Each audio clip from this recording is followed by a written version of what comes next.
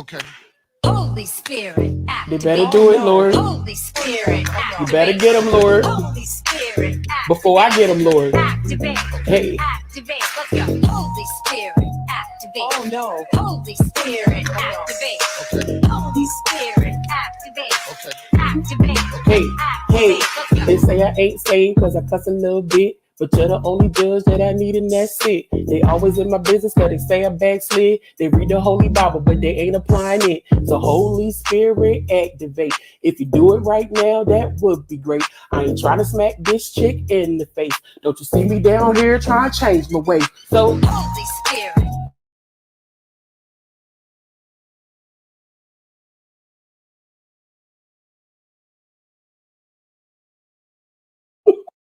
You can. Hold on. Okay. Holy Spirit, they activate. better do it, Lord. Holy Spirit, You activate. better get them, Lord. Holy Spirit, activate. Before I get them, Lord. Activate. Hey. Activate. Let's go. Holy Spirit, activate. Oh no. Holy Spirit, activate. Okay. Holy Spirit, activate. Okay. Activate. Hey, hey, Let's go. they say I ain't saved cause I cuss a little bit. But you're the only judge that I need and that's it. They always in my business cause they say I backslid. They read the Holy Bible but they ain't applying it. So Holy Spirit activate. If you do it right now, that would be great. I ain't trying to smack this chick in the face. Don't you see me down here trying to change my ways. So Holy Spirit, activate. you better do it, Lord. Holy Spirit, activate. You better get them, Lord. Holy Spirit, Before I get them, Lord. activate. Hey, hey, hey. You can. Hold on. Okay. Holy Spirit, They activate. better do it, Lord. Holy Spirit, You activate. better get them, Lord. Holy Spirit, activate. Before I get them, Lord. Activate. Hey. Activate. Let's go. Holy Spirit, activate. Oh no. Holy Spirit, activate. Okay. Holy Spirit, activate. Okay. Activate. Hey, hey, Activate. Let's go. they say I ain't saved cause I cuss a little bit. But you're the only judge that I need and that's it. They always in my business cause they say I backslid. They read the Holy Bible but they ain't applying it. So Holy Spirit activate. If you do it right now, that would be great. I ain't trying to smack this chick in the face. Don't you see me down here trying to change my ways. So Holy Spirit, you activate. better do it, Lord. Holy Spirit, activate. You better get them, Lord. Holy Spirit, Before I get them, Lord. activate. Hey, hey, Activate. Let's go. hey. You can. Hold on. Okay.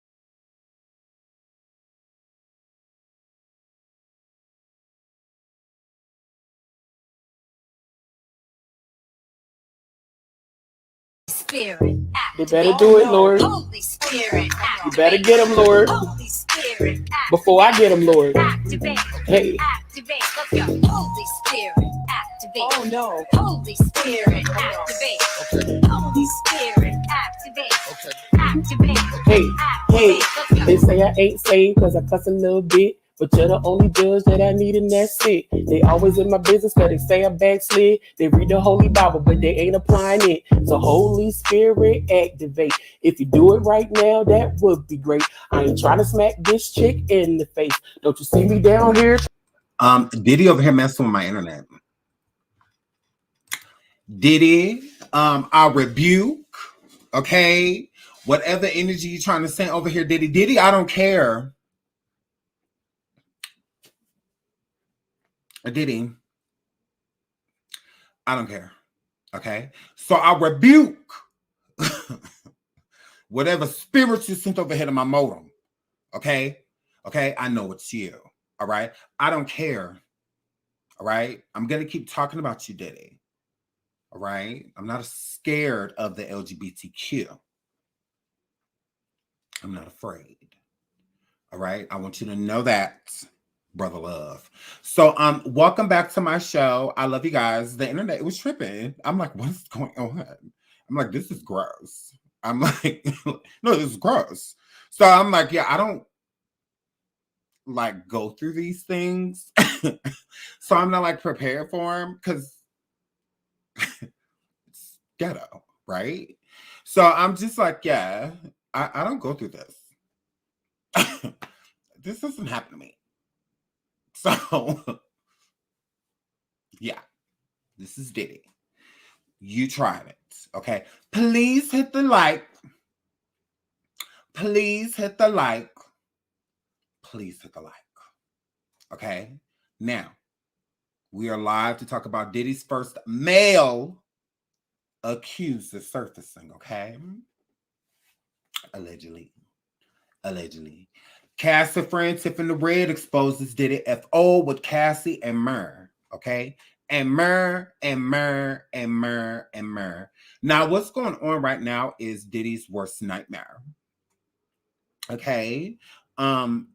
Narcissists need their name, their brand, anything that they've created, rather it's their children, whatever, anything they feel that they have ownership of. The only way to keep that is by keeping, a persona, right?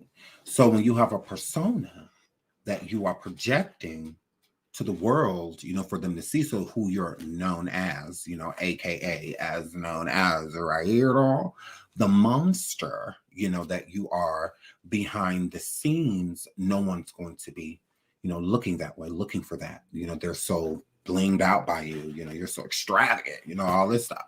They're paying attention to all that. They're not actually paying attention to who you are and your demeanor. So all of this news going around about Diddy and these accusers coming forward is his worst nightmare, okay? Because he's used to controlling his narrative, okay? The fun-loving party guy, take that, that guy when Diddy come around, it's a party, and all of that stuff, so this facade, that he has put up, it's crumbled.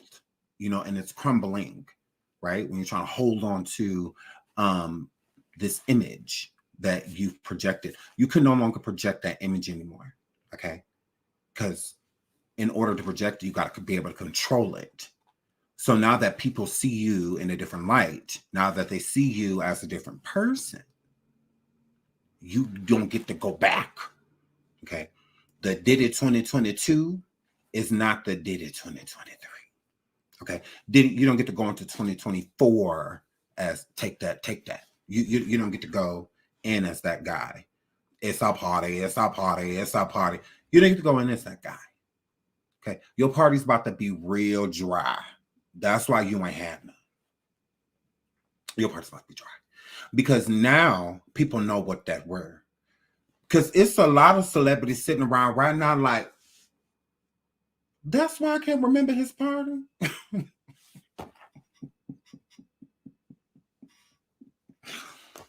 Girl, I knew I went to that party. Why can't I remember it? What? Why I remember going? But I woke up in bed. I woke up where I live. I woke up in my homegirl house. So it's like, I wasn't dreaming? Like, because I'm serious. It's a lot of them celebrities sitting around right now. Like, that's why I don't remember his party. I'm serious. It's a lot of them sitting around right now like, oh,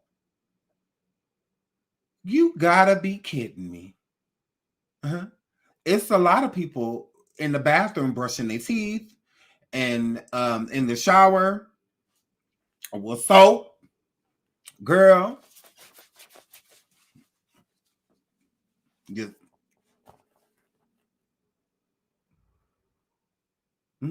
like Jim Carrey was after he realized that the detective was a dude. It's a lot of celebrities in the shower right now that's been in the shower for days, girl. A lot of them. Gays. Gays. It's a lot of men too. Don't get it twisted. It's a lot of men sitting there right now. I knew it. Like I knew it. I knew it. I knew it. That bottle of Ciroc was a bottle of NyQuil. It absolutely was. So, girl. So he was the world cred. Nah, he done had all type of parties, a girl. And all type of people done been to him, a girl. So it's a lot of people sitting around right now scratching their head. Like, dude, I was there. Where's your car, dude? Where's your car, dude? Where's your car? Dude, where's your car?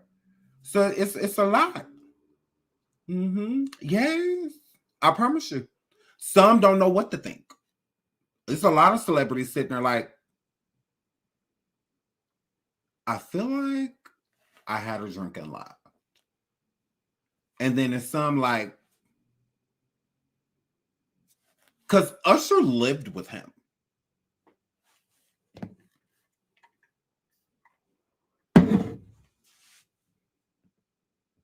Usher lived with him. Yes. Yes. And they said Diddy had the Uggs around like Willy Wonka. Gays, they say it was around. I taste just like candy. So snort with me. Like, girl, it was a bottle of, like, you thought it was mints sitting out, and it was sissy. So it was not like candy. Yeah, absolutely. So we're gonna get into some new revelations that has been brought out about Diddy. That's what that word. So let me pull this up right now, Diddy. I'm on your roll. Diddy, I'm on your roll. My girl. Diddy, I'm on your roll, Diddy girl.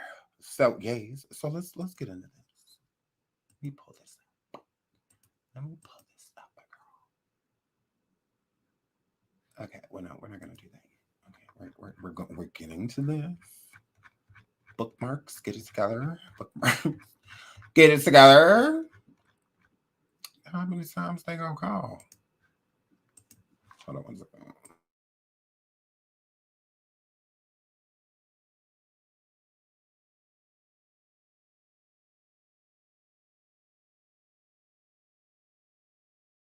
Sorry.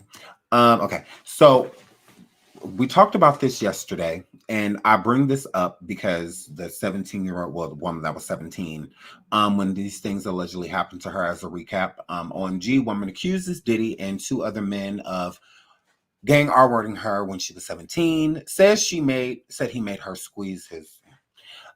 So this woman is using the same attorney as Cassie. And I find this interesting because, hold on, I'm going to pull that up. I find this interesting because Diddy swears that these are money grabs. If these are money grabs, then why are these attorneys jumping on these cases? All 3 cases that are pending against him right now all have really good attorneys. I'm like, that's weird that all of them have, really good, because most attorneys wouldn't want to touch this type of thing if they're not going to win. So if it's not a for sure we're winning, then most of them don't want to touch these types of things because, people affiliated with Diddy, other business and brands that work with Diddy, so meaning other people that have them as their attorney, and with them having them as their attorney, is like, we don't want to touch that because Diddy can make one phone call and be like, hey, that attorney that y'all got over there, ... and make them be like, oh, okay, well, ruin partnerships and relationships that they already have established. So if it's not a surefire win, most of them, or a really strong chance of winning or settling, then they're not going to touch these things. They'll more so leave it to, the up and coming, attorneys. Let them, they'll be like, I can refer you, to a couple people that may be able to handle this for you, but we ain't gonna be able to handle this for you, type of situation. So I think that is interesting. So it was shared on Twitter. The same lawyers who represented Cassie in her quickly settled lawsuit against Diddy have sued him again, this time on behalf of a woman who's staying anonymous. The complaint has trigger warning on the front page too, just like Cassie's did. So, same attorneys. So again, and who knows how much this same attorney just won for Cassie. Okay. But there's a flaw. Even having this attorney, right? There's a flaw. The flaw is when Cassie had this attorney, it was during the time of the New York Adult Act. It has since expired. So since it's expired, I don't know how this is going to go. That's why I'm interested in seeing how it goes, because it's expired when this last woman, this victim, that stated she was 17 when Diddy made her do, when she was R-worded by multiple people with Diddy and Diddy's camp, that it's expired. So it's past the limitation of the act. So I'm wondering where that's going to go. I'm like, so what's going to happen here? Is the judge just going to be like, no? Because I'm sure that's what Diddy's attorneys are going to shoot for. They're going to want, I'm sure, to dismiss it. But I don't know. She got pictures and, of her injuries and whatnot. So I don't know. So it's interesting, very interesting to see. And again, it could start something, because again, if there's other victims and the act is over. So with the act being over, if this victim is allowed to sue, if there are other victims that are still in the New York area, or the incident happened in New York, will they be able to still come forward too? Will they be able to do it as well? Or because I'm not going to say that's showing privilege to a person, because I don't feel like there should be an expiration date on anything like this happening to anybody. I feel like it should always be able to be reported, and something should always be able to be done about it, regardless of a lawsuit. Criminal is what I'm poking at. But yeah, I'm this is interesting. This is interesting. So we'll see how this goes. But she does have really good legal counsel. Again, these are the same attorneys that just won on Cassie's behalf.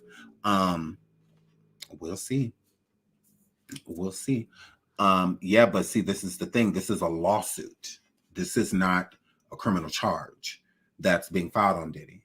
So there is a time limit on lawsuits based off of what happened. So that does have a limit, and it's up. It was only for 1 year. So that happened. Now, a crime has no limit. You can report a crime. Now, if she's going into the police department and report this as a crime, she can do that. I mean, it is what it is. Where it goes from there, I don't know. But she can still report it. Absolutely. Now, that has no time limit on it. And how it's going to be handled will be up to law enforcement. How they would, take care of that. I don't know how that way. I'm not even going to act like I know. But on a lawsuit, because this is what the victim has done, has filed a lawsuit.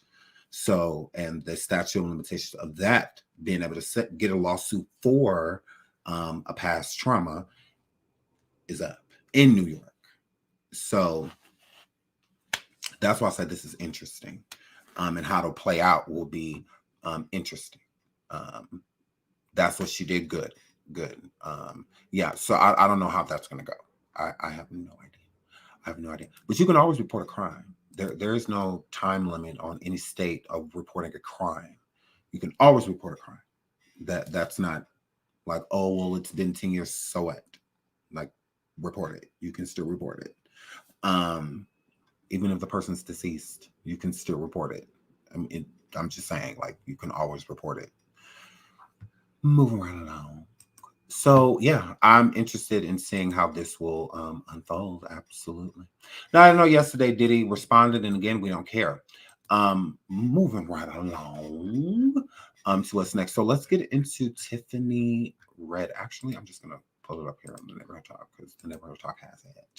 So we'll just pull it up here. Says something went wrong. What?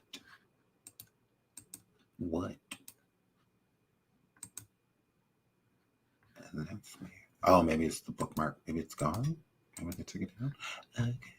Anyways, pull up the Neighborhood Talk. And we will get into what Tiffany Red had to say. Now, Tiffany Red is a friend of Cassie's, and they go, from what I hear, a way back, like a Cadillac on 4 flats. And she was around during a lot of these situations that Diddy had with Cassie. So we're going to read what she has. Shout out to Neighborhood Talk. Y'all know I love the Neighborhood Talk. Hi, Kyle. Please hit the like. Please hit the like. Please hit the like. Yeah, no, we do not care about Diddy's response. We really don't. Like, I don't care to read nothing that demon has to say.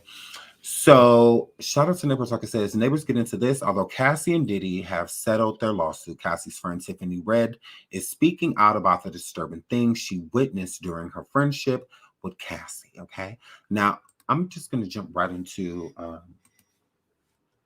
the letter that she wrote the devil. She says, "Dear Sean Combs, I'm stepping forward to recount my experience as a witness to events detailed in my friend Cassandra Ventura's now settled civil lawsuit against you.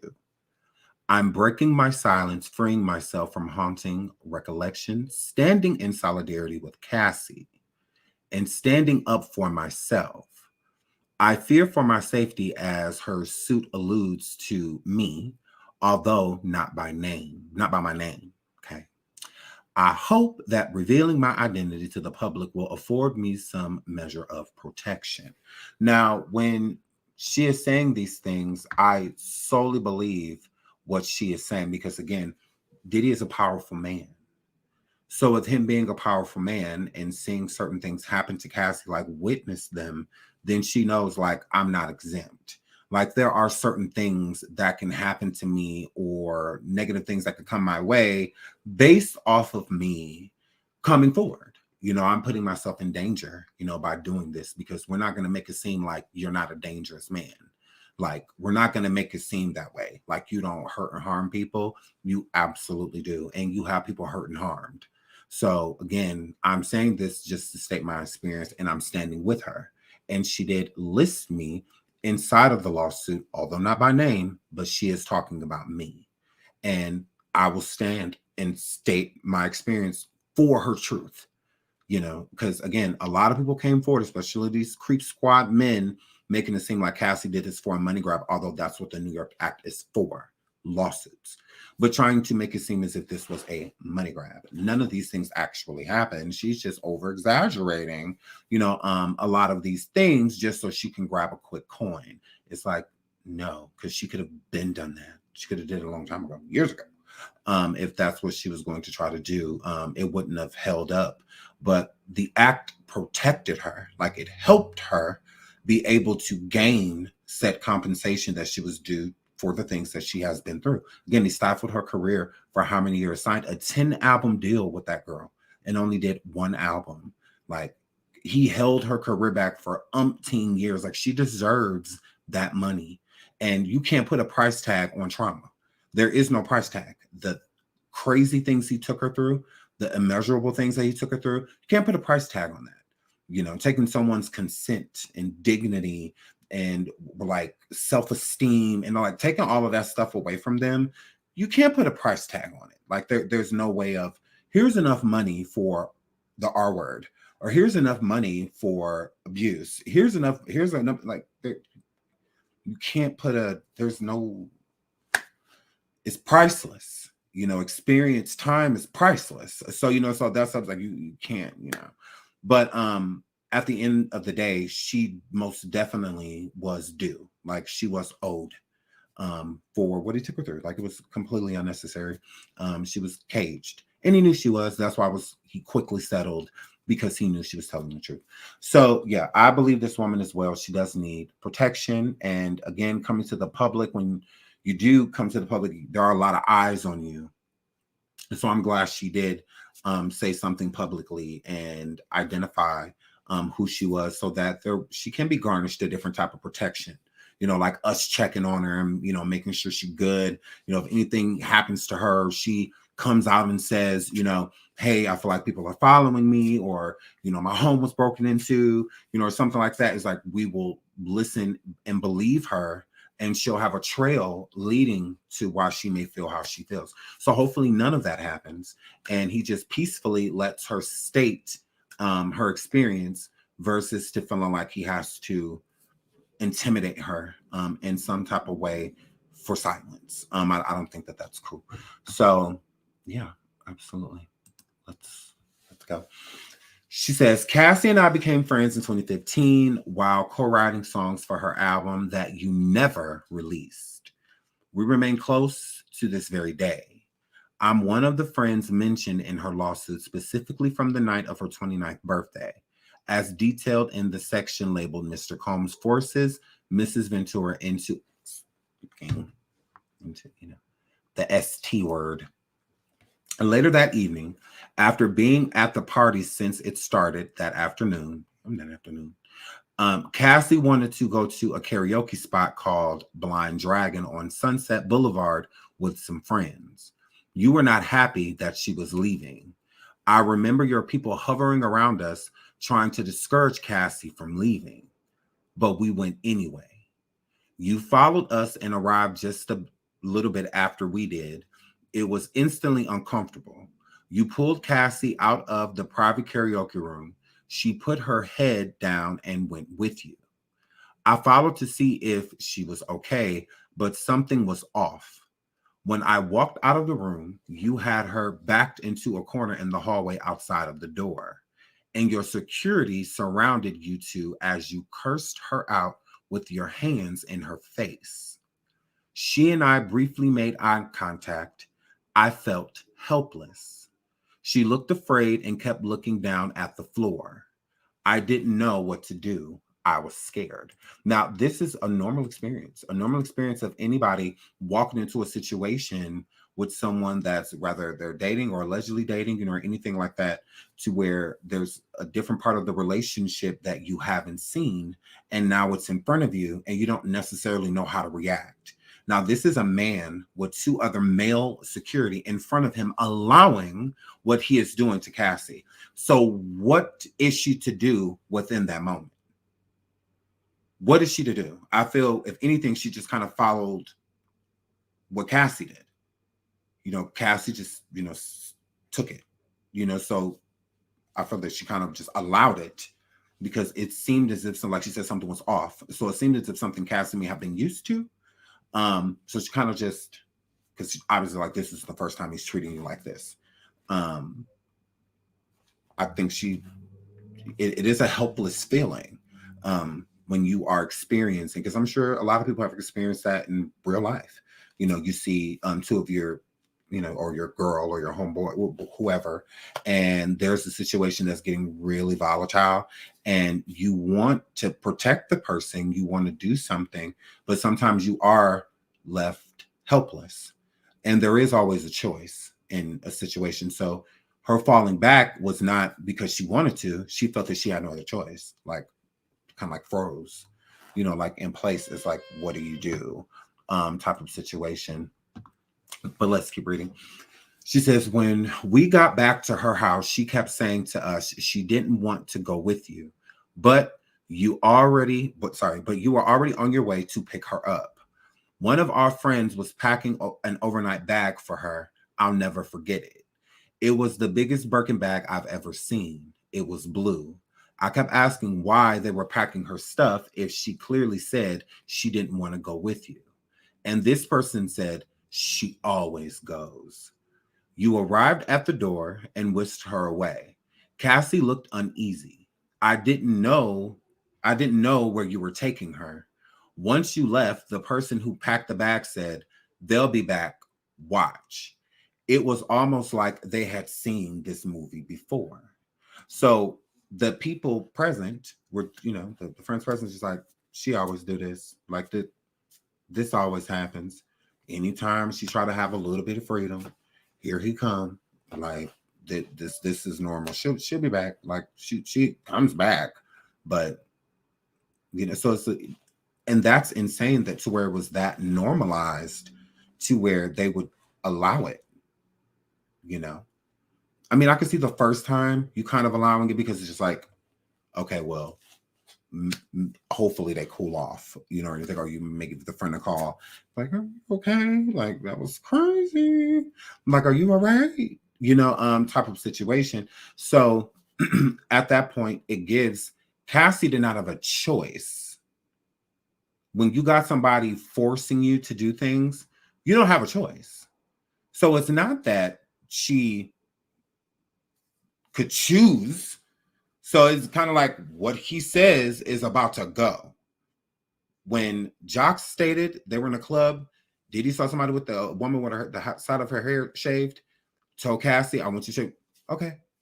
Like, so he's not telling her this as a, you should think about it. It's a, do it. That's what it is. Cut the side of your hair tomorrow. Or, cut it tonight. Cut it, like, it's not a request. It's more of a demand. So the friends had normalized it because it's just what they were used to. So if you're used to this behavior, you kind of just watch, from a, you kind of get to the point where you're putting your head down, so where you're looking down, so where you're trying not to even pay attention to it. But yeah, what's being described is a monster. Like, you are literally a monster. Like, crazy. Was that it? Was that it? Oh, girl, this was getting good, girl. Girl, this was getting good, girl. So, my girl. So, oh, this was getting good, girl. She need to write a book. This was getting good. This was getting good. And I mean, like, getting good. Like, I like when people tell their truth. I like when people, because it bothers me when people fake it till they get caught. Not fake it till they make it. Fake it till they get caught. So it's like a person like Diddy will just try to make you feel that he's just the nicest individual. He's the nicest guy. And it's like, you're really not. In all actuality, you are a monster. You treat the people kindly that you have to.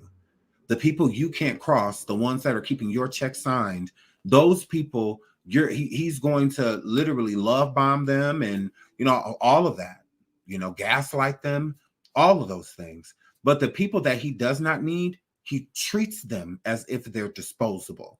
People are items to him. He doesn't look at them as human beings. The closest it gets to human beings is his children and his mother. Other than that, everyone else is an item. You're a thing. You're not worth like this breathing the same air as him type of situation. Like, he looks down upon everyone else. You're insignificant to him. The closest it gets to human is his children and his mom. Everybody else is cattle. Everybody else is cattle. So to think back like, oh, well, how could he do what he did to Biggie and, and all other people, is monster. Most narcissists are sociopaths. They are. Most of them are. And there's a lot of presidents, have been sociopaths and narcissists. I don't think there's ever been a president in the White House that has not been narcissistic. Every single last one of them. And a lot of them are sociopaths. But sociopaths make the best decisions. Hear me out. The reason I say sociopaths makes the best decisions is because if you're not a sociopath, you feel naturally. Sociopaths don't. So if they're making a decision about something when it comes to war and things like that, what should happen, they're not thinking with emotion.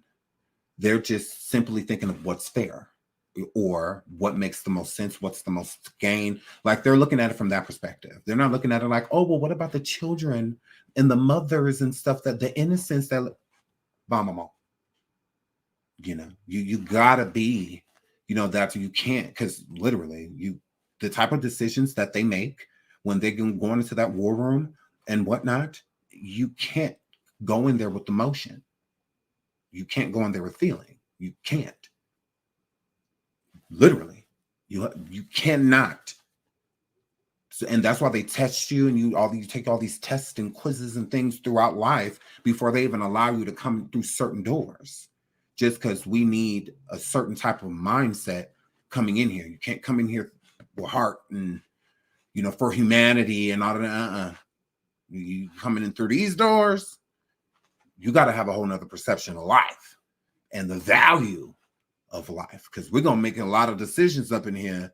That's okay. So you can't come in there with emotion at all. No matter who you're, male, female, it doesn't matter. You can't come there with emotion. So Diddy's the same way. He's the same entity. When he makes a lot of these decisions, people look like, well, how can he do that? How could he rob, you know, all of those artists? It's easy. It's like clockwork. They're like, what? The trained people say less. Say less. Keefe D said, allegedly, that when Tupac passed away, he called Keefe D like in a celebratory way. You know, Keefe D has to be a sociopath. He said that they partied after Pac passed away. Like they literally went and, you know, got liquor and turned up and all of that. It's like, I was like, what? I would have been at home like Jody. I would have been at home like Jody, girl.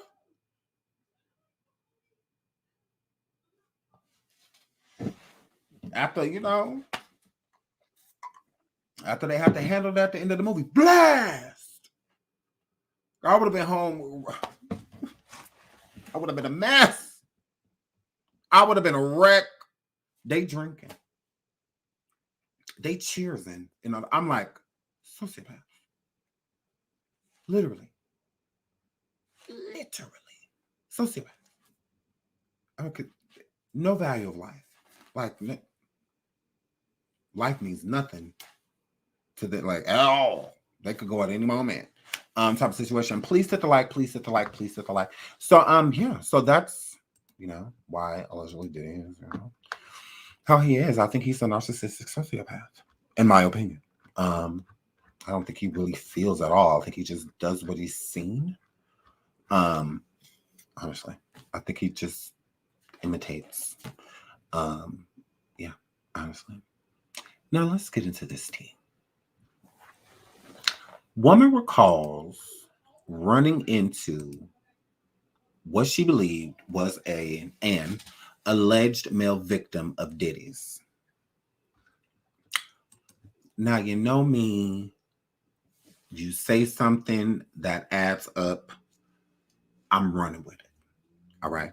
Now, we're going to get into this story, and then this commenter, this woman who states that, you know, she bumped into a male victim back in the day of Diddy's while she was basically being playful with the rumor, basically making a joke of a rumor that was going around about Diddy at the time, and he overheard it. Okay. And pretty much broke down because of, you know, this. And again, this is why a lot of people don't come forward and say things. So let's read what she said. Okay. She says, I think I came across a male victim years ago. I used to have a PR company in Atlanta. My office was in a building that was a rehearsal studio, but included a recording studio. This was between, remember these times, 2006, 2008-ish. We were walking out of the studio laughing about a new Diddy rumor we heard. There was a guy that had a mid-level hit song, mid-level, okay, remember, who heard us as he passed by. We weren't friends or connected, but we saw each other around the building often. As we all passed each other, he yells, "You don't know." We stopped to face him, and he was on the brink of tears. He said, "You don't know what he does to people. You don't know." I never laughed at another Diddy rumor again. I don't know what happened, but his music never took off. Due to recent events, I had to dig in the crevices of my mind to remember the name of the song. Okay. Now, who do y'all think it is?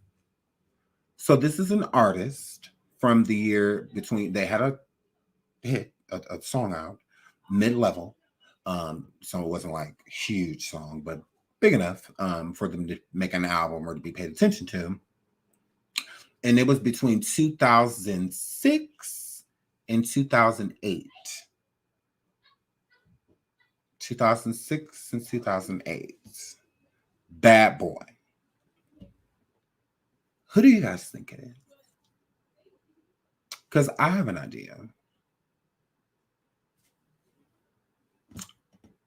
Y'all saying Carl Thomas, Young Jock, Mario, Fab, Mace. I see some good guesses.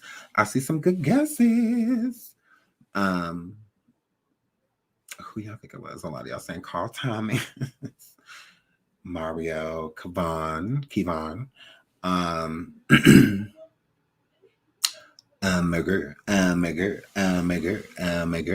My girl, Loon, Mace, Mario Winans. Hold on. Somebody said something, and I'm kind of. Hold on. I'm gonna say. Okay, y'all saying Slim, Ray J, B2K era.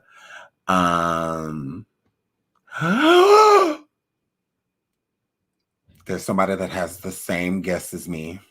Someone has the same guess as me in the chat. Someone has the same guess as me in the chat. Shout out to you. Hold on, I want to remember your name so I can shout you out. Okay, I'm not gonna write it down. I remember that. Okay. There is someone in the chat that has the same guess as me. You're lit for having the same guess as me, because I think another person in the chat kind of had this guess too. They just don't remember the person's name. Yes. Was this person Bad Boy? Pretty much. Bad Boy has always had partnered companies. So yeah. Ooh, that has me. DMX, C. Williams, Tev. This was in between 2006 and 2008. So a lot of these people won't qualify due to the time. But shout out to Amber Nicole in the chat. We had the same guess. So if I had to guess who this person was, it would be. I'm gonna read this first because their name is in it. So, okay. Now I went to Wikipedia because you know I'm nosy. So follow me on this journey. Girl. So yeah, shout out to Amber Nicole. Yes, girl, because I was thinking the same thing. Because I was going through, I'm like, because I had so many different guesses, and I'm like, well, none of these people are panning out. So then I went and look, I'm like, oh my God, what if it's him? I'm like, I think it's him. It's him. Okay. So now this is all alleged. Okay. Now I'm not saying I know this for a fact. I am not. Okay. This is all alleged. Okay. So Diddy, before you get your panties in a bunch, this is alleged. Okay. So now, I went down, back down memory lane, and to look to see. Okay, but like, okay, well, who was signed? During that time.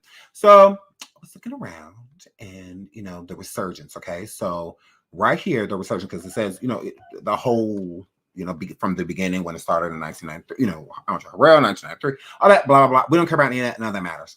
What matters is the resurgence, okay? In 2005, the company formed a joint venture with Warner Music Group, okay? This saw WMG become the worldwide distributor of the company's back catalog of the classic hits and takes 50% equity of Bad Boy Entertainment. Combs, however, retained joint control over the label and can buy back his equity stake at a later date. Okay. So again, that's like I said, he partnered with a lot of people. It wasn't just Bad Boy Entertainment, it was always Bad Boy and. So yeah, Bad Boy also, would also see its fortunes improve in 2005 with the success of the releases of new signees Cassie, okay, and Young Jock, okay, both of whom scored top 5 singles debut albums. Also in 2006, Bad Boy hit Pay Dirt with Making the Band 3's Danny Kane, whose debut album topped the charts at number 1, the label's first chart-topping album since Bad Boys 2 soundtrack 3 years prior, and spun off 5 top singles. Their second album, Welcome to the Dollhouse, debuted at number 1 and contained the group's second top 10 singles, Damaged by Diddy, also signed Day 26 and Donnie Clang to the label. However, by 2009, Combs had dissolved Danny Kane, terminating Aubrey O'Day, D. Wood, Shannon Bex, and Andrea from Breeze contracts. Don Richard remained signed, working as a solo artist writer for Bad Boy. In March 2009, it was reported Richard and Combs were assembling a new girl group formed a Diddy called Dirty Money. Okay, Diddy Dirty Money. Now, I told y'all he did that to spite Danny Kane. But the woman stated that this happened between 2006 and 2008, all right? So my mind instantly went to Donnie Clang from Making the Band, okay? Now let's get into Donnie. So allegedly Diddy, a girl, it was Donnie Clang. Now, hold on. Boom. What happened with Diddy, okay, by former Bad Boy artist, Donnie Clang? What happened, okay? Now, coming from having a popular television show to having come out with an album, people should have really gotten to know me. However, with the TV show, I kind of gotten hidden in the shadow of 2 different groups working on their music, and I have always had to wait for my opportunity. And then my opportunity will also come and go so quick, because then it was Diddy's opportunity to come out with his album, okay? Now, if you don't know who Donnie Clang is, let me pull this up. I guess I should pull this up first, to show you who Donnie Clang is, okay? Let's get into Donnie Clang. Donnie Clang. So this is Donnie Clang. Well, this was him then. Okay, ain't nobody doing this. Oh my word, I have to pull up something else because I don't have time for this. This is why I'm always prepared. Ain't nobody about to pay for this New York Times. Nobody about to do all that.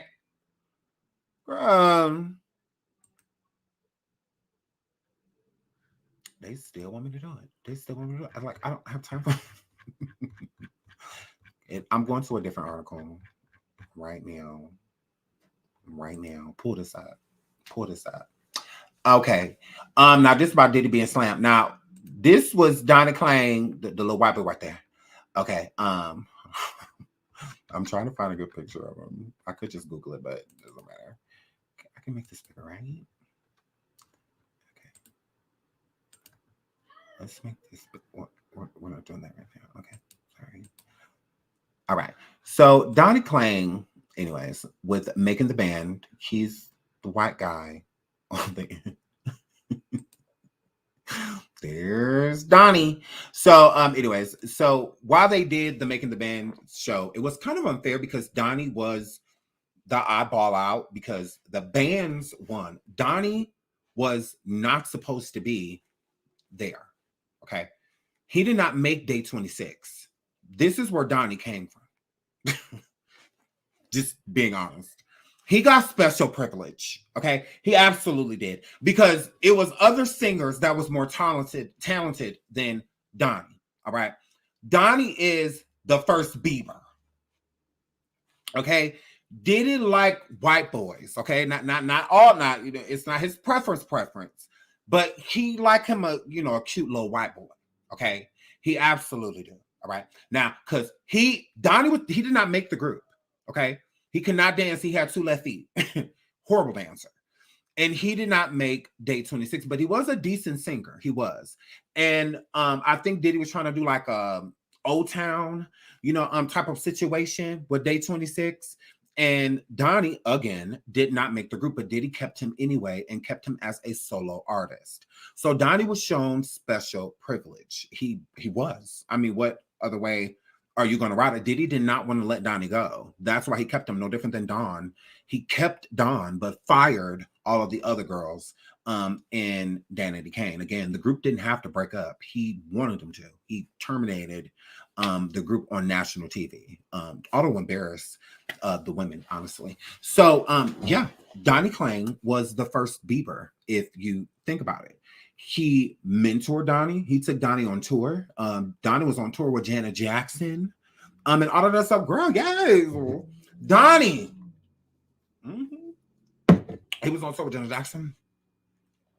And all of that stuff. So Diddy had his little, white boy in his pocket. And it was definitely Donnie Clang. So during the seasons of making the band, he was a part of it too. And all of them were making an album. So Day 26 was making an album. Danity Kane was making an album. And Donnie Clang was making an album.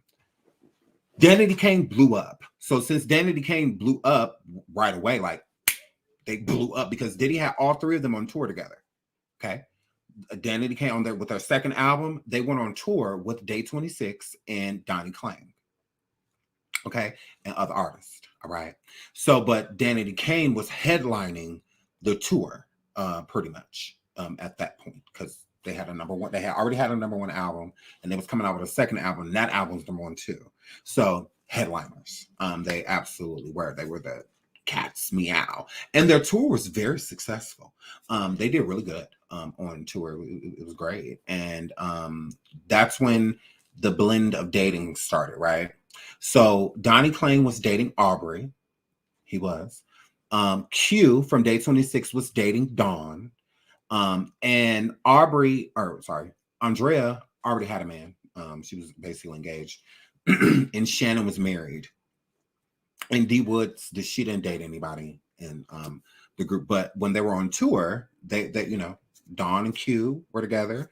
Aubrey and Donnie were together. I was there. I watched it. I mean, girl, please hit the like, please hit the like, please hit the like. So I believe that's another reason.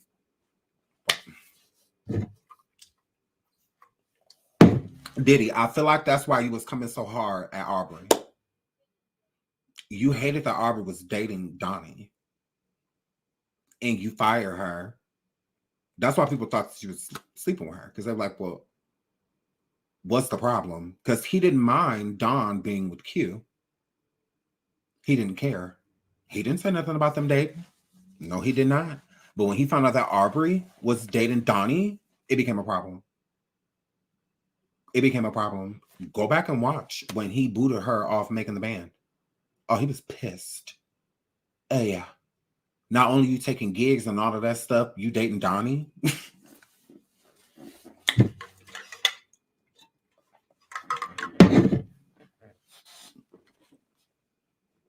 I'm just saying.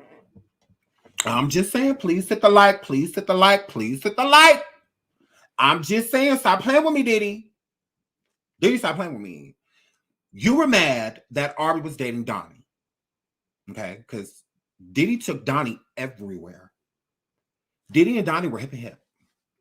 And he always was like that with certain people throughout the thing. Like he was like that with Dylon. Him and Dylon from the band, they were really close.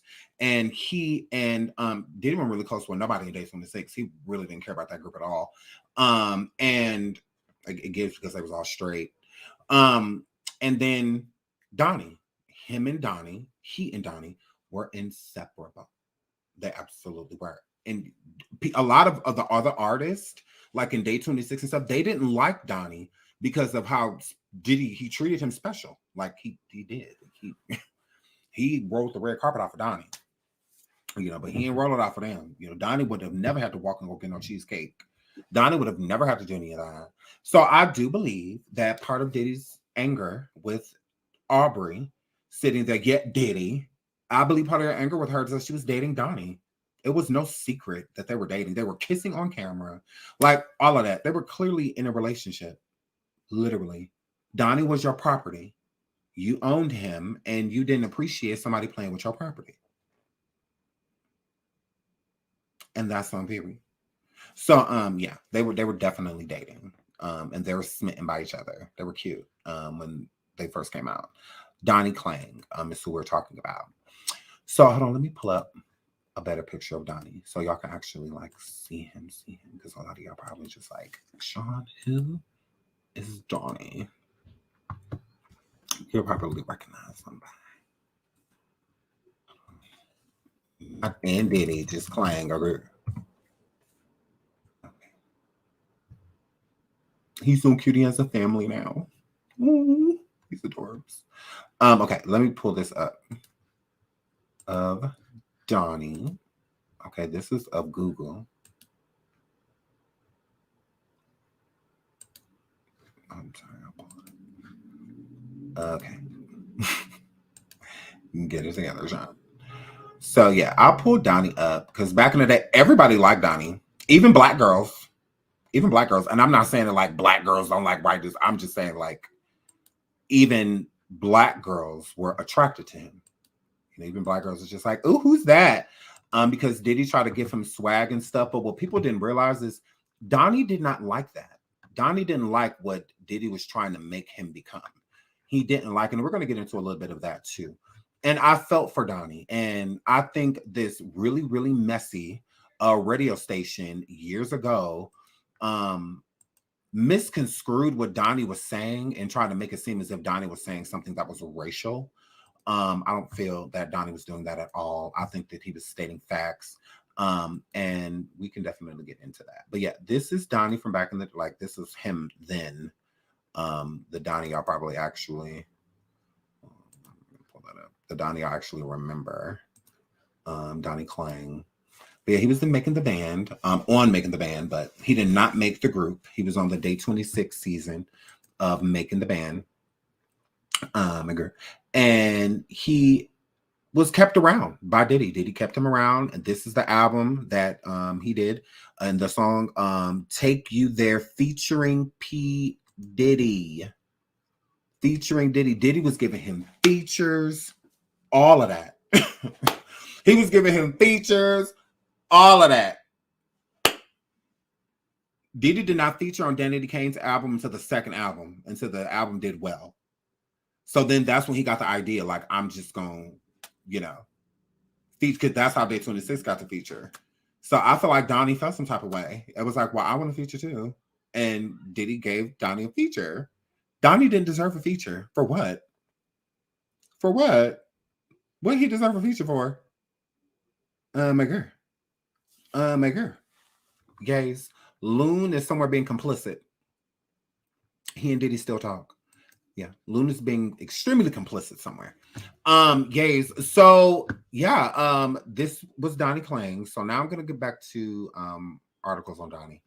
But yeah, so he was definitely Diddy's old play toy, you know, just like a EXP0SES or a Bieber, an Usher. You know, he was definitely a plaything. So let's get into this. So shocking allegation. No, they didn't. No, they didn't. Please hit the like. Please hit the like. Please hit the like. Over 1,500 people in the building. Please hit the like. Shocking allegation. Donnie Clang of Bad Boy make some racially insensitive remarks? You bet. Okay. So the host of the radio station asked Donnie. Okay, watch me just with this. It has come to my attention that Donnie Clang, an artist signed to Bad Boy Records, has made some potentially racist comments about Diddy, Day 26, and Danny Kane. I was recently listening to an interview with Donnie Clang and on a local radio station. Okay, when was this? What year was this? 2008. Because I don't want people to think this is from now. No, this is from 2008. Okay. Okay, sorry. Where was I? Local radio station in Long Island, New York. The host of the radio station asked Donnie the obvious question, how it is working with Diddy. Donnie responded, I get asked this question a lot, and I never really been honest with myself or the fans, but I'm going to tell you the truth. It's hell working with Diddy. He never really gives you a say in dealing with your career. It's always what he wants. He is trying to make me something I'm not. He wants me to act black. I'm not sure why, maybe because the majority of the Bad Boy family is black. I'm not really sure if this is the place for me anymore. But I'm trying to work through this, work with this. And to tell you the truth, it's really hard to work with black people in general. Okay. Okay. Now, I really don't feel like he's being like racist or anything like that. And let me tell you why. Because Diddy was trying to make Donnie something other than what he was. Donnie was like a pop, more so of like even a country type of artist. He could do either with the type of voice Donnie had. He could do pop music, folk music, country music, things like that. Diddy was trying to turn him into like a Justin Timberlake or, you know, something like that. He like, that's not me. Like, that's not who I am. You want me to be a white boy, but act black. I'm not like that. I'm not from, you know, these certain areas and stuff like that. You're trying to make me something that I'm not. And I couldn't agree with Donnie more. We always come at white people, the Elvises, the Justins, both Justin Bieber and Timberlake, you know, and whatnot, for trying to be black. Back in the day, just having cornrows, you know, all of that stuff. When they do that stuff, with the cultural appropriation, you know, and whatnot, when they're doing these things and overstepping, we come forward and we complain about it. Donnie's saying, I don't want to do those things. I don't want to. I don't want to be something that I'm not. Because everybody on Bad Boy is black does not mean because I am white that I need to act black, that I need to dress black, that I need to talk a certain way. You want me to sound a certain way. That's why Diddy didn't have him in the band, because he didn't feel like Donnie sound urban enough, you know, and whatnot. Well, he's white. I mean, okay, he grew up singing NSYNC, you know, and stuff like that. Like, this is who he is. You trying to make him Jodeci, and he not that. So I get his frustration. I get it. Like, I completely understand it. Back then, he was, because if you go and listen to Donnie's music, listen to the music that Diddy was trying to force him to sing, and then listen to the music that he was doing on his own. He's like, no, that's not me. Like, that's not who I am. So that's what he was saying. I feel forced. These clothes that he's making me wear, these, like, it's not who I am. And then when people come, because people were saying that about Donnie. People were. Especially black dudes, because black dudes was mad that black girls liked him. Because Donnie he could have been really big, because we expected him to, because Diddy put a lot on Donnie. He put a lot of stake in Donnie. So because, and black girls really liked him. Like, they see Donnie and they were screaming. Like, when they went on TRL, 106 and Park, places like that, black girls went crazy for Donnie. So, you know, black dudes, they not. So instantly, wigger. You know, like, instantly they start saying, you know, things, and no different than Justin Timberlake, John B. What is his name? Robin Thicke, and so many different other singers, you know, that have more, Sam Smith, Adele. I mean, so many people always are coming for them, you know, because of what they do. And I'm not necessarily against it. You know, I'm just like, hey, okay, I understand black people. Fight the power. You know, like, I get it. So it's like, when they do these things, we get upset. So he's simply saying, I don't think he worded it appropriately. I think that they like twisted, you know, kind of like what he was saying and trying to make it something else, because he was telling the complete truth. A black artist will feel the same way on an all-white label. They will feel the same way. Like, they're trying to push if they're a soulful singer or, you know, whatnot, or rhythm and blues type singer, and the label keep trying to push them to push pop, you know, and stuff like that. No different with Pink. The artist Pink, when she first came out, she was in an R&B singing group with 2 other white women. Pink did not want to do that. She didn't. And then even when they gave her her own solo deal and let her do her own thing, they still pushed, because of her voice, they still pushed her to sing like R&B-esque songs because that's what was hot then. But it can be viewed as inappropriate. It could be because that's not who she is. Now, if that's who she is, cool, do it. It's fine because it's who you are. But that's how I feel about Donnie. So I don't think that he meant any harm by what he was saying. I think he was stating facts. Like, all of the artists around me are Black. All of the people that are telling me what to do are Black. You know, so it's like, I feel like I'm completely like, don't nobody hear me. You know, if there's white people around him, I feel like that's what he would have said, but it's not. Back then, Bad Boy, all Black. Like, everything was Black. My president is Black. So everything was Black. So it's like, I get what he mean. I don't think he was saying it in a harsh tone. I think he was just saying, this is my experience. Like, you know, I feel like it's just been difficult at all working with everybody. You know, and everybody he's been working with, it just so happens to be Black. But no, you could tell Donnie loved Black people. How he treated Black people. He was like besties with the guys in Day 26. Like, they got along really well.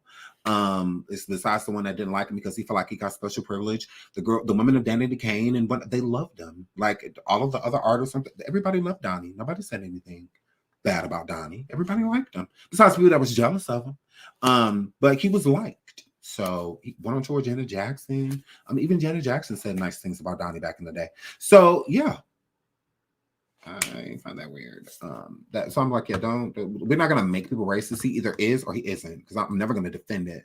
But I do understand where he's coming from. I think he's just simply stating that, hey, I feel like, you know, Diddy is hell, and he said Diddy's hell. Diddy is hard to work with. He absolutely is.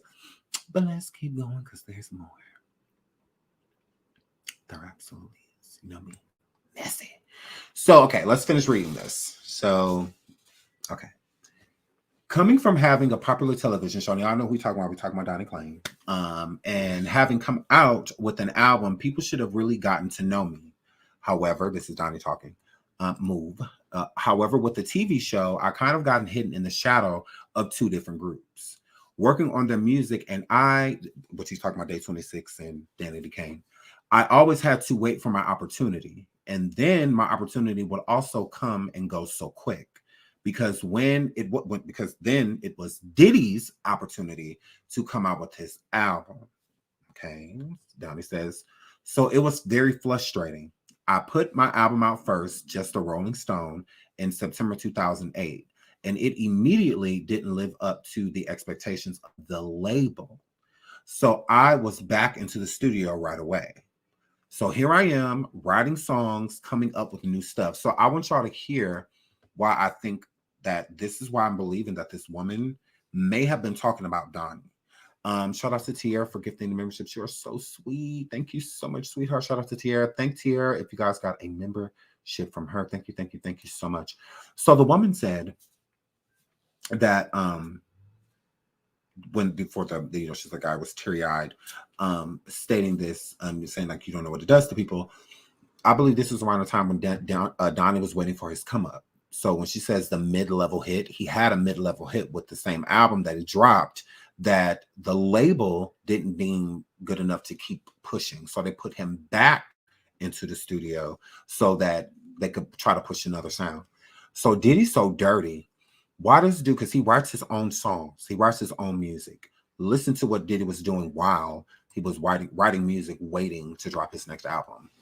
So here I am writing songs, coming up with new stuff, and trying to get the label to put it out. But at this point, Diddy was already ready to start working on his album. Here, everybody's eyes are on him when his album is starting to come out. So I'm getting frustrated because I'm writing these songs and I'm hearing similar songs on the radio. And I'm hearing similar songs even go to #1 on Billboard and iTunes. So he turning in music for his album because, again, they had him back in the studio. So he turning in this music for his album. Okay. And Diddy's selling it to other artists. So these songs are going to #1. Like the song that I wrote the melody, everything, all mine. You just changed a few words, but it's my song. Number one. And I'm sitting here turning you this music in still, hearing my songs on the radio, getting no compensation, none, but looking up the credits and it says Bad Boy Entertainment. Like, you think I'm stupid? Yeah. This is what he did to Cassie. Did the same thing to her when she was writing music. Crazy.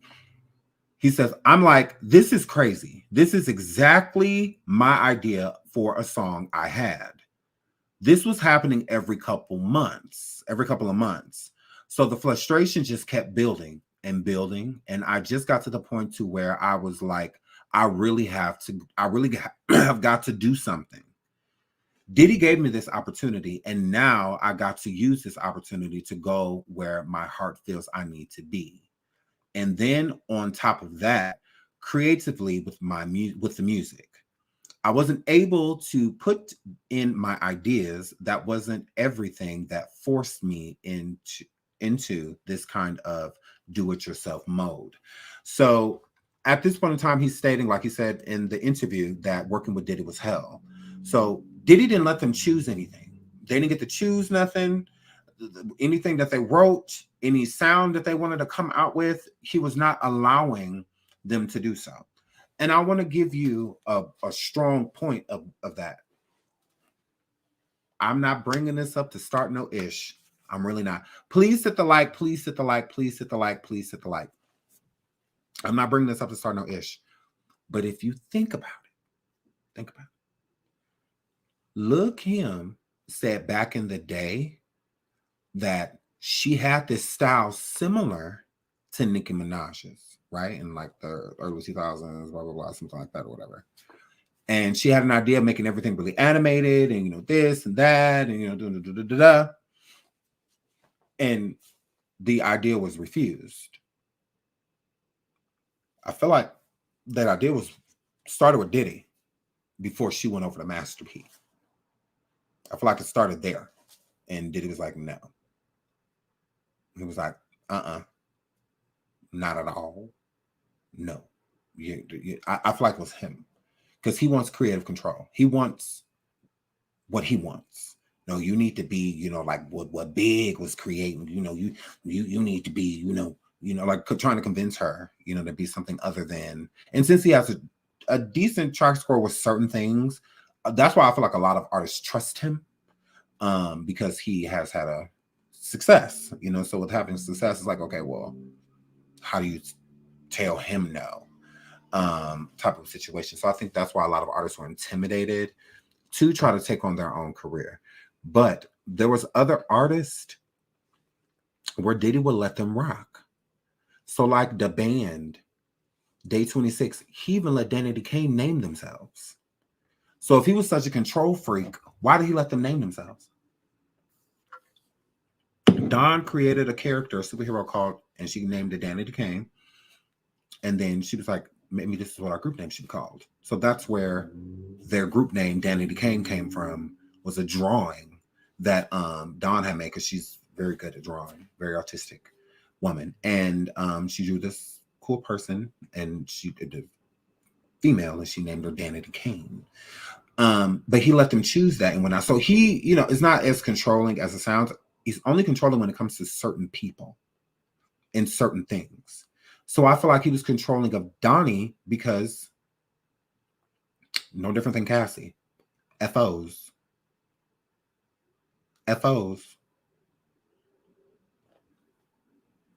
It's a different type of stake you have. It's a different type of, you know, buried and damaged. You need to keep a person if you want them to keep your secrets. So give him a taste. No different with Donnie. You see how Donnie got a taste? He got a taste. Cassie too. It's me now. That's it. Then Donnie comes out with his track with Diddy, and it does well, you know, and whatnot. And then it's so I could see Donnie having a story. Like I think there's way more to this. And for him to say working with Diddy is hell, that speaks. That speaks. To say working with him is hell is being completely controlled. Because that's what he was. Diddy told Donnie how to do his hair. Diddy told Donnie exactly what to wear. He told Donnie how to talk. All of that. He created Donnie into what he wanted Donnie to be. Why y'all think he clung on to Justin so quickly? Why? Immediately, Diddy saw Justin had to have a part. Had to have parts. Immediately. He didn't waste any time. Why was Justin 15? He didn't waste no time. Oh, he wanted parts immediately. Because and then you think back to Donnie Clang, the same thing. He had a certain power over Donnie. He promised Donnie things. He promised Justin a car. He bought Justin a car. He promised Justin a house. All of those things are not just coming because he will be doing that for everyone. 50 Cent said that Diddy offered to take him shopping. And he said he was offended by it, not only because he's a man. It's like, you a whole dude. Like, you know, take me shopping. Like, what's wrong with you? Not only being offended by that, but he still never bought Diddy anything. I mean, Diddy still never bought 50 anything, sent him anything, you know, nothing like that. Because that was the cutoff. You know, Diddy puts a little bit out there to see if you'll bite. If you'll bite, then he's going to be receptive and pulling you in. But if you don't bite, then he'll move on to the next target. He'll move on to, you know, who's next. Because narcissists do not like, they do not like being declined. Okay, you cannot turn them down. All right, they don't like that at all. All right, not even a little piece. And that's what it gives with 50. 50, it gives, because 50 Cent is overly masculine, like toxic.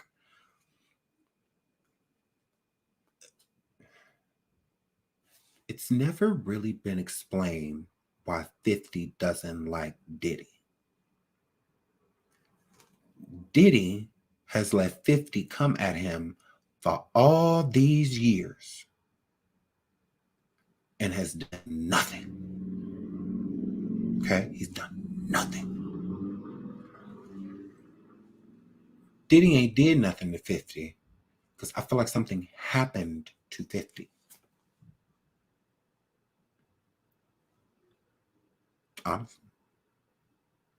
And with 50 being so like toxic and overly masculine and things in that nature, I feel like this is his way of telling us. Him doing these, wanting to do surviving Diddy and all of that, I think is because he's been affected. Honestly.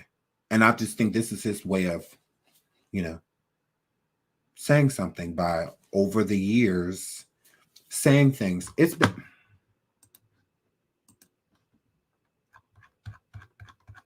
Hold on. Before we continue with this article, hold on.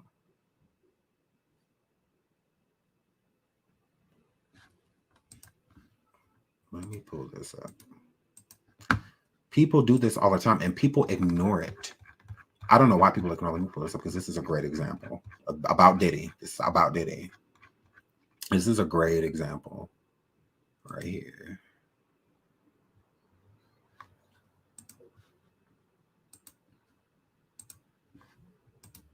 The first person they tried warning Desi about before his come up was Diddy. Listen. Like I should look out for, you know, coming into the game. Like you've been in the game for a long time, man. What Somebody's house for? Yeah. Oh yeah. Stay away from that. Stay away from the take that mansion. That's all I'm gonna say. All right, stay away from that. All right. Second, they're laughing because they know it's true. Yeah, I'm new. So I don't know. Second, what I will tell you, and I mean, look, hold on. Walk out. He got a story. You. What are some things that you feel like I should look out for? You know, coming into the game. Like you've been in the game for a long time, man. Somebody's house for? Yeah. Oh yeah. Stay away from that. Stay away from the take So people do be warning people about Diddy. Like, so it's no secret. It's no secret. So, and these people are not lying. Like, they're being real. Like, yeah, that one. So you, as you see, you got Waka Flocka. And now all of them, they just laugh. They ain't defending. They'd be like, "No, Diddy cool, man. Yeah, you know, Diddy tried to hit you up. Yeah, take the opportunity." No, did none of them say that? No, they no. They were like, Yeah,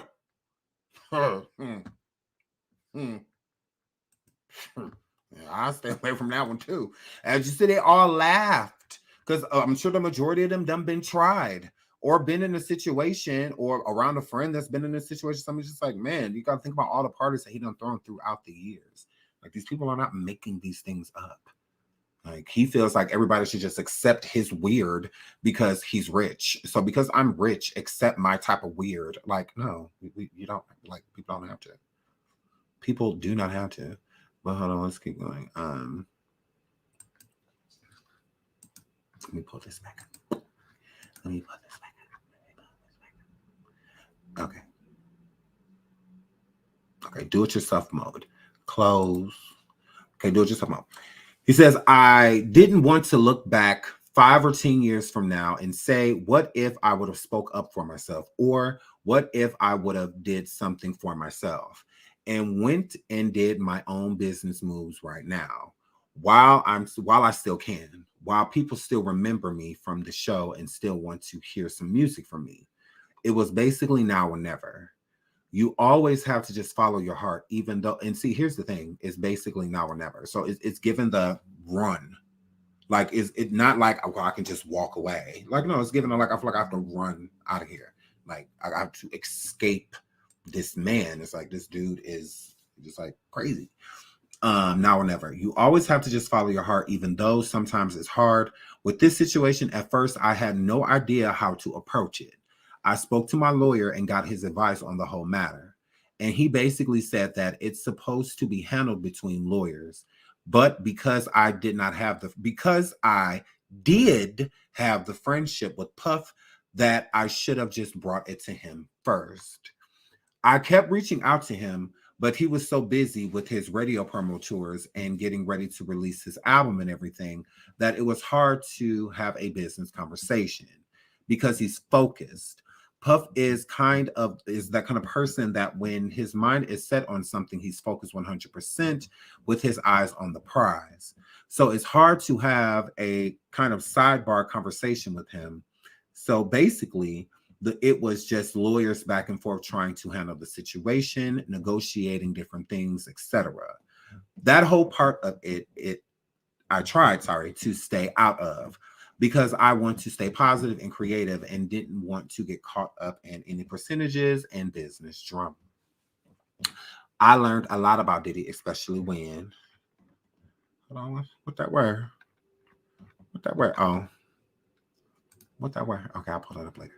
Okay, so we'll get into part 2 of that. But yeah, he was saying, I was trying to reach Diddy, and it gives probably why he cried, just like y'all saw EXP0SES crying online. I'm telling you, girl, that was right after the Bahamas. Ho, ho, ho. But let's read this because we're gonna get into this and close out. Okay. Let's get into this article. We pulled it up, but we didn't read it. Diddy slammed for running musical prison camps as Making the Band clips resurface. Diddy has been found in hot water once again after fans took to social media to critique the music mogul over resurfaced clips from his former MTV show, Making the Band. Diddy, and we don't care about that. The show, which launched on the careers of O-Town, the band, Danny Kane, Day 26, and Donnie Clang, saw a group of young men and women compete for 5 spots in Diddy's new band. The video that resurfaced on Twitter shows 2 groups of male singers violently singing at each other.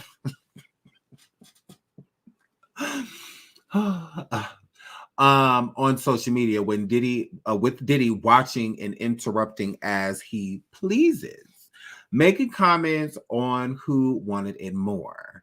Many others thought Diddy was going above and beyond by having the musicians compete on the show, keeping a cold glare on them as they demonstrated their vocal prowess. So here's my thing.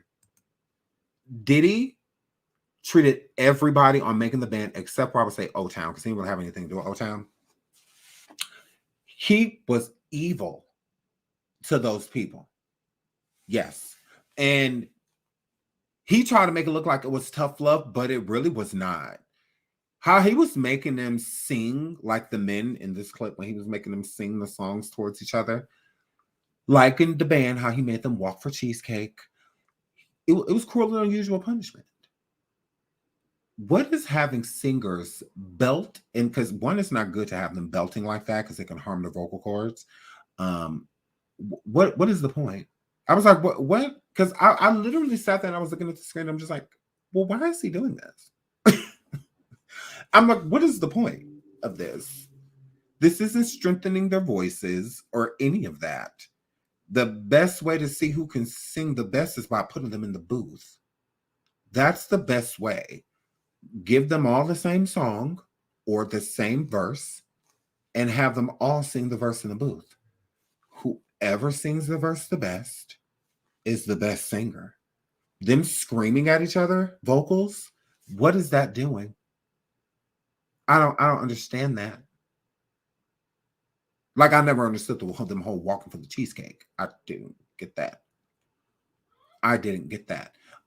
They were fighting in the house, especially the band, the male rappers putting their hands on each other, you know, and all of that. They were doing that because he was leaving them nothing to do. Diddy was doing everything but worried about the band. So at points in time, they just got bored. And with them getting bored, a lot of togetherness, they started taking it out on each other. Fred and Ness and, you know, all them, so he literally caged them because they still weren't allowed to leave. They weren't allowed to do it. Their contracts we did not see, but they were not allowed to leave those homes and whatnot that they put them in. They had to stay there. That's why the band had such a problem. Is Sarah, because Sarah had kids and she was married. So that's why they had such a problem with Dylon being able to basically come and go as he pleased, because they weren't allowed to leave. They weren't allowed to leave. So it's like, why he keep taking Dylon just got to come back and forth as he pleased. And it was the same thing with Donnie Clang. Donnie Clang got to leave. The guys in Day Twins, they didn't get to. They didn't get to. Diddy would send them home to torture them. He sent them home. Michael, the lead singer, one of my favorite singers in the group Day 26. Michael was my favorite. I just thought he had such a beautiful voice. And Day 26, he sent Michael home to lose weight. If Michael did not lose weight, then Michael was not going to join the group. He sent the group home so that Michael could lose weight.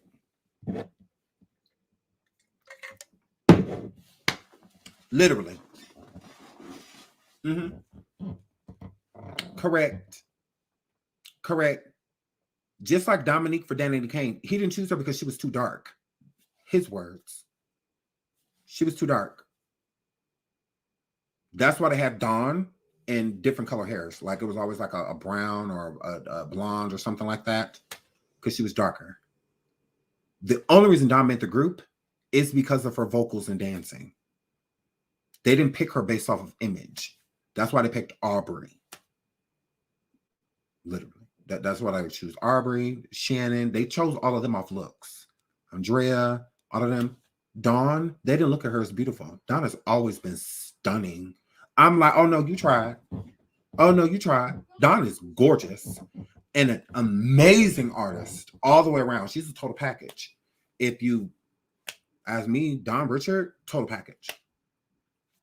Total package. Total package. You got everything you need in her. But he literally, and that's why he will always have her in a different color. Like he really wouldn't allow her to do black. Like she wasn't really allowed to wear like black hair. If you look back in the Danny Kane days, when she had black hair, it's because she chose it, not him. Like he didn't want her. Yeah, and that's why he didn't choose Dominique, because Dominique was the best singer there. there was no singer on Making the Band Better that sang better than Dominique, and she did not make the band, which was crazy because she was the best singer there. Like nobody was touching Dominique. Like she was that girl. And I was so sad that she didn't make the group. And it was devastating because he made her come back because he sent the groups home. He would do that. And he would do that literally to torture them because he had no reason to send them home. None. He didn't want to tell y'all the truth. If you watched Making the Band back in the day with Danny Duquesne, at the end, it was a girl, I believe her name was like Malika or something like that. I forgot her name, but she was she was she was in her 20s, like late 20s. So that's why she didn't make it. But her, Andrea, Aubrey, and I believe Dawn, he got rid of all of the other girls and started a whole new season and brought those girls back and what, you know, and whatnot. So he was literally doing that type of stuff on purpose. He had his band. He just didn't like what some of the girls looked like. That was it. And Malika was very talented. She was very talented. Very talented woman. She could sing, good singer, great dancer. He still didn't choose her. So it's like, why did you put her through all of this? When you sent the first group of girls home, you could have just sent her home too. I mean, the show was about to come to a finale, and he stopped the show mid-production and sent all of the girls home, except for those chosen girls, and then brought them back to compete against a whole new season of new women. Now, how is it fair that they have to compete again? Aubrey, Andrea, they had already made the group, if you ask me. I'm like, they're in the group, and he still tortured them. He broke Andrea down. He was overexerting them, making them dance way longer than they should have been dancing, making Andrea feel like she couldn't dance and pinning her up against her best friend, like Aubrey and whatnot, to make sure that if you don't do this right, your best friend gonna sing you home. It's like literally torturing the girls.